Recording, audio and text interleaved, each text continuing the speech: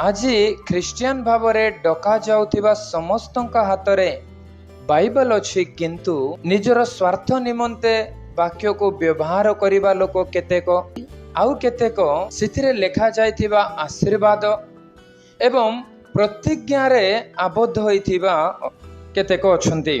Bible धरिथिबा प्रत्येकंक जीवन को थरे माने देखि पारिले बंचिबा निमंते बाइबल धरिथिबा लोक माने अछंती, आशीर्वाद पाइबा निमंते बाइबल धरिबा लोक माने अछंती, ईश्वरंकर प्रतिज्ञा सफलीकृत हेबा निमंते बाइबल धरिबा लोक माने अछंती। आउ किछि न जानिथिबा व्यक्ति माने मध्य काहेकि आज बाइबल धरु अछंती माने जेपरि दुस्वप्न आसीबो नाही, मुंड तळे तकिया सदृश रखिबा पय आज बाइबल धरिबा लोक माने अछंती। आ आज मनुष्य निजर स्वार्थ निमंते ही बाइबल धरि अछि, तेणु ईश्वरंकर उद्देश्य गुड़िक सफलीकृत न होई समाधि होई जाय अछि।